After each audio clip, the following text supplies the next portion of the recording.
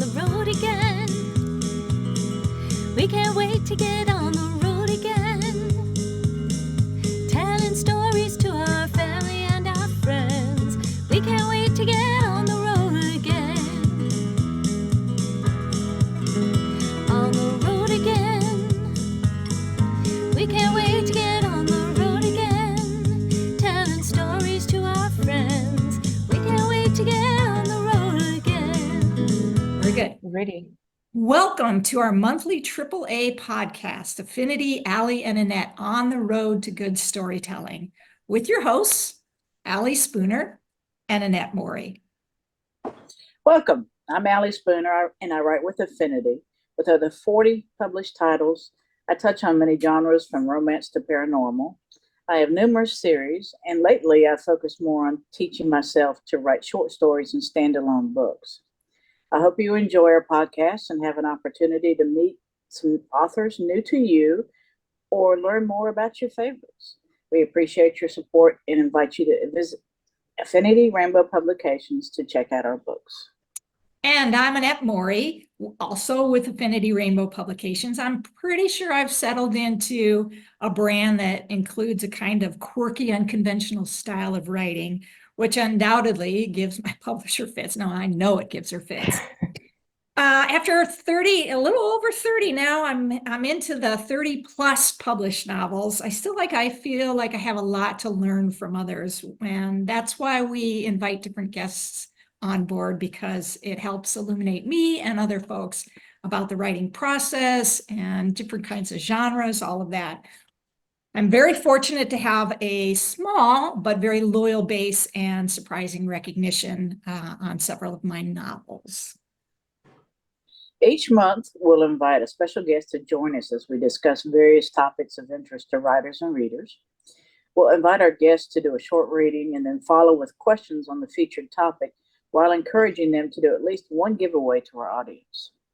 This month, we are delighted to invite Charlene Neil to our podcast. I remember reading, and I just absolutely loved her first novel that coincidentally was a Goldie finalist, and have been eagerly awaiting her next novel. It's been a few years, and I hope there aren't more years in between her next novel. Following our podcast, we'll upload to a newly created YouTube channel and hope you consider subscribing so you never miss a future podcast. Once again, our special guest today is Charlene Neil, a bisexual author based in Cape Town, South Africa, where she resides with her family. With a wild imagination that often transports her to parallel universes, Charlene has always been captivated by the power of storytelling. Having nurtured her love for writing from a young age, she discovered her passion for crafting poetry during her school years and later gained experience in songwriting as a member of her high school music band. Cool. While Charlene pursued a career as a nurse, her literary aspirations remained fervent.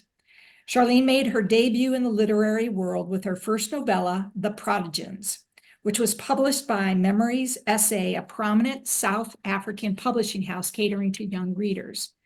This imaginative work showcases Charlene's ability to captivate and connect with her audience through vivid storytelling and relatable characters. Following this success, she ventured into the realm of paranormal romance with her novel, The Presence, published by Affinity Rainbow Publications. This book offers a unique blend of the supernatural and a heartwarming lesbian love story. Continuing her exploration of diverse themes and genres, Charlene's novel, Mom's Last Wish, unfolds as a gripping mystery interwoven with a tender lesbian romance. Readers are transported into a world where love, loss, and intrigue converge, highlighting Charlene's versatility as an author. Currently, Charlene is diligently working on her upcoming novel, Liberation Ranch. Is that Ranche, or how do you pronounce that? Oh, I pronounce it ranch, but you'll probably Ranch, okay. pronounce it ranch. Yeah. Okay, great. With the passion and dedication that have become her trademark, she aims to complete this work in 2024, anticipating its submission for publication. As her writing journey unfolds, readers can expect more enthralling tales that delve into various facets of life, love, and the power of the human spirit. So, without further ado, You're on, Charlene. Take it away. Thank you. First of all, I would like to thank you two lovely ladies for inviting me to join you here today. It's such a privilege, and it's also so exciting to have my next novel coming out soon. So now I'll take it away. Getting off the plane in Cape Town 2 hours later made her feel like running away and never looking back again. But she knew she had to face her fears. Of course, her mother wasn't there to collect her. She'd already known that, but couldn't help scanning the crowd for her mom's face. Lucy wondered what she looked like now after all this time. When she didn't find anyone familiar in the crowd of expectant faces, she couldn't help but envy the majority of people who were greeted happily with hugs and smiles. Lucy then scanned through the name boards for her name, and it didn't take her long to find the one that read Lucy Donald. The person who held the iPad with her name on it immediately caught Lucy's eye. She was a very attractive, tall woman with long brown hair that cascaded down her shoulders in soft curls. Her serious eyes looked somber. The two-piece custom-sailed pantsuit she wore revealed long, slender legs, and she had a confident posture that commanded attention. Everything about her exuded an air of sophistication and poise that one couldn't simply ignore. As she remained still in the crowd, her presence seemed to draw gazes from both men and women alike. Lucy took a deep breath and walked up to her, and as she neared, she noticed her bright blue eyes expressed a variety of emotions. Lucy nodded at her. Her expression looked forced. "Lucy?" "That's me," Lucy confirmed, and tried to smile up at her, but she was sure it didn't reach her eyes. Her heart pounded in her ears, and she had to stop herself from turning around and booking a flight back home.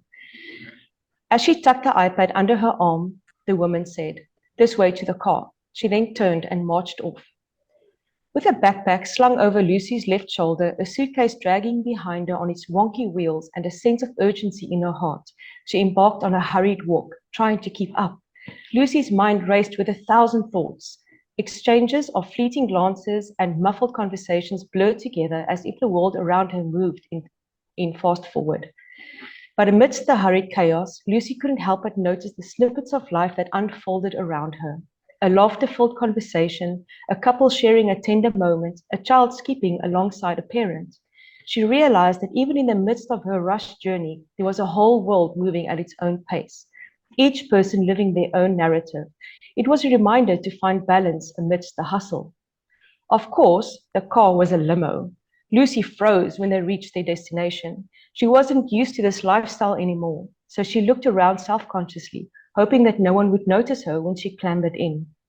She recognized the driver immediately. Olaf was the same driver her parents had when she grew up. "Miss Lucy," he looked ecstatic to see her. "Olaf, nice to see you again." She suddenly felt a bit calmer at being recognized by the chauffeur she had known and loved so many years ago. It was good to see a familiar, friendly face, no thanks to the cold shoulder she had run into upon arrival. Olaf took her luggage and, after she got in, closed the door for her. The tall woman walked around to the other side and got in diagonally across from her. She smoothed out her pants and jacket, making sure they didn't crease on the long drive home. "Are you Cameron?" Lucy spoke politely, hoping that they could become friends instead of enemies. If she was about to survive this visit, she was hell-bound on making it as pleasant as she possibly could. It was second nature for her to be polite, and that was what she was taught, in nursing college. Correct? Cameron was quite obviously unhappy with Lucy's arrival, and Lucy wondered why Cameron had even bothered sending her the email, when she could have easily just lied to her mother. The scent of fresh leather filled the spacious interior, setting the tone for an unforgettable journey. Olaf gave a polite nod, and with a gentle press on the accelerator, the limousine glided smoothly onto the open road. The smooth ride, coupled with the tinted windows, created a sense of privacy and luxury. As she settled into the plush leather seats, Lucy found herself captivated by the passing scenery. Tall buildings and bustling city streets gradually gave way to a more serene landscape as the limousine took them out of the city. All right. Fantastic. They're going to love that accent. They are going to love that accent. That was awesome. I love your accent. As you were reading, I was like, you do a really beautiful job of that's one of my weaknesses of describing the scenery around and putting the person right there. Like I felt like I was right there in the action. Oh, that's That's fantastic. It was great. It was great. Thank you. All right. So the first question, since you brought up scenery, Mhm. is there a particular location that inspired your book, or is it part of a world creation? I'm an outdoorsy person. I like the outdoors. So I spend a lot of my time hiking mountains, walking on the beach. I think a combination of all the beautiful sights that I've seen has inspired me to create this world surrounding my characters. So it's not a specific, it's not a specific set, but it's like a combination of. Yeah. Okay. So can you share the background on how you came up with this plot? I'm always curious about where stories come from. Is this from personal experiences? Obviously you're a nurse, so you could speak to those parts in the novel. Yes. Okay, well, it's difficult to try to answer this question without giving away any spoilers, because the main plot is around Lucy's father. Although I used to be very close with my own father, I recently discovered some facts about him that had caused me to disconnect from him altogether. So writing this novel was my form, I think, of journaling my emotions and creating characters based on some of my personal experiences. Yeah. Excellent. All right. What was the most challenging thing for you in writing this novel? I'm actually quite a very, you wouldn't guess, but I'm a very quiet person and reserved in general. I'm quite shy. So I think what I find most challenging in all my writing, including the presents, was the dialogue, which is why my daughter, she's the chatty one in the family. She helped me out of it. And yeah, she never struggles with dialogue. The other struggle for me, I think, was the relationship between mother and daughter. My mom and I have always been quite close, and writing about a mom and a daughter struggling with their relationship was a bit of a challenge for me. For instance, when Lucy shrugs her mom off and responds in a cold manner, I wish I could reach in and hug the both of them. Because mom and daughter, they should be close. So, I was we were trying to categorize this for the podcast so we could come up with a theme for the podcast. And what came about was, sort of this theme that the book, it could be described as enemies or at least adversaries to lovers. So what was your take on the relationship between the two main characters? Did you think they were like enemies to lovers or adversaries, or what, or did we just get that completely wrong in terms of? No, you definitely have that right. Cameron was very cold towards Lucy in the beginning because she had no idea about Lucy's past, and why she didn't understand why Lucy never made contact with her mother. So that didn't make sense to Cameron, which is why she was so angry at Lucy all the time. And Lucy didn't want to open up about her past to Cameron initially because she was, generally a private person. You could feel the hostility from Cameron's side in the beginning of my story, but then later on, as Lucy opens up to Cameron, the relationship gradually transforms into a deeper connection. So I would say Cameron's coldness towards Lucy stems from a lack of understanding, as she was unaware of Lucy's past and reasons for keeping her distance from her mother. It was interesting. I didn't understand, there were some good twists and turns in the story, and I'm not going to share those. But there was also, there was this part of me going, yeah, why is she so angry with her mother? Yeah, I can kind of understand, but it seems really like there's something more there. And it was very masterful the way you created those twists and turns. So, yeah. Thank you. Very nicely done. How do you build the romance and the tension in the story? I think most importantly, you have to develop unique and compelling characters with complementary personalities, interests, and goals. Build their connection through meaningful conversations, introduce obstacles that challenges their relationship as they create tension and they heighten emotions. And then add some building intention and anticipation by employing a slow burn approach. Let the relationship develop gradually, giving the characters time to get to know each other before fully committing. I use dialogue to create witty banter, playful and flirtatious interactions. It also helps if you create romantic scenery. For instance, the cliff where Lucy and Cameron enjoy sunsets, at times alone. Describe the sights, the sounds, the smells, tastes, physical sensations, tease the characters and the readers with near-miss situations and withheld confessions, making them yearn for a combination of their romance. I'm sorry about the background. Kitty, my cat wants me to turn on the water faucet. Excuse me, just 1 second. He's such a bad little boy. All right. Well, I'll keep it going. Poor Nico's Okay. thirsty. What kind of conflicts and complications are your favorite to write about? Super angsty or low angst? What's your preference? Okay. Personally, I like super angsty types of books. I love psychological thrillers, books about abduction, serial killer, those types of books. So for me, the more angsty, the better. My goal for the future is to grow in that direction. I want to keep my readers at the edge of their seats, unable to put the book down. Can't even go to sleep until that very last page is turned. So, yeah. Great. I have to say, I couldn't put this one down. I had to wait. I mean, I went way past my bedtime to finish it. So it was such a good book. Yeah, I love books like that too. Thrillers. I love reading them, love writing them. Yeah, they're awesome. So, do you have any self-imposed rules on when the first kiss happens? Is it a slow buildup or fast and furious? I prefer slow build-up, like the hesitation, uncertainty, the tension building, that kind of first kiss. They forget to breathe, their hearts hammering away in their chests, butterflies driving them crazy before their lips meet. Yeah.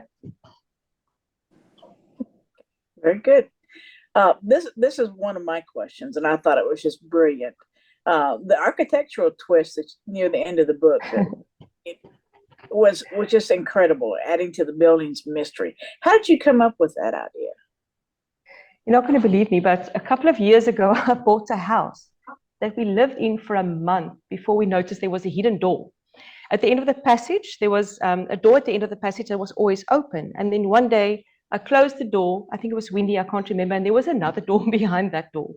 So so that's sort of like made my imagination go wild. Unfortunately, there was only a little storage room behind that door, but that basically came from that. Okay, great idea. How much research do you do? How much is based on personal experience versus, doing the research? Okay.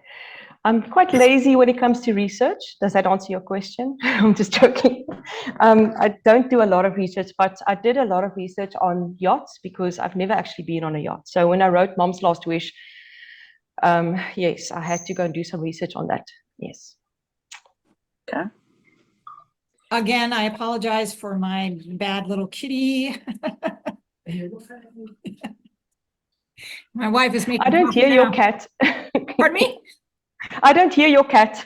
Oh, you didn't hear him? Oh my God. No, I don't hear him. I thought he was super, super loud. So no, we couldn't hear you. Okay. Can't hear him. So, pantster or plotter? I'm most definitely a pantster. I'm very bad at organizing, and basically I let the story unfold as my hands rest on the keyboard. Usually at night, when I think I'm done with my writing, I go to bed, and once I close my eyes, the story unfolds, and I have to grab a pen and paper to write it down, so I don't forget it in the morning, age. That's the rest. That Allie and I are both pantsters too. Oh, you're so okay. I've seen a lot of writers having these little posters all over the place, little post-its all over the place. There's no way. I can't do that. And I'm the same way. I don't know if have you ever experienced painting yourself into a corner and not knowing where you're going to take the story, and then just you have something that, to me, sometimes a dream or something, and I'll go, oh, okay, and then I'm off and away. And it sounds like you have that too, in terms of some idea comes, and then you know where to take the story. At 3 o'clock in the morning, usually, yes. Yeah, absolutely. So you keep pad of paper next to your bed then? I used to, but now I actually use my notes on my phone. I've learned how to do that. Yeah. So I use notes, yes. Oh, okay. There's sometimes I used to keep a pad, but then I would scribble these notes. I couldn't even read my writing the next day. And now sometimes I will just get up, start writing in the middle of the Yeah. night. Oh, yes. The thing is, if you have kids, you can't keep a pen next to your side of the road because it will, I mean, next to your bed, because it will disappear. The kids will take it. So it doesn't work that way. Best to just use your phone. Yeah, I use my iPhone a lot, especially with titles. You know, if something hits me and it's like, that'd be a good title for a book. But I'm a lot like that. You know, I tried my first book or two, tried to actually plot it out. There was just no way. I mean, I got so far away from the original plot. It's like, forget this. Just let it flow, let it go. So when That's the best way. we were trying to figure out the timelines for everything. So this book is it's out now in pre-order, right? Is that correct? I'm not sure if it's on pre-order yet, no. But it's because it's supposed to come out in April.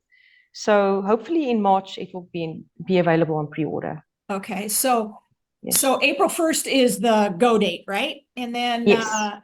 and we were thinking that the Audible was probably going to come out around that same time as well. So Yes. you'll have both the ebook, probably the paperback, and the Audible. So any version anybody want, Mom's Last Wish will be by April 1st, or at the very latest for Audible, mid-April.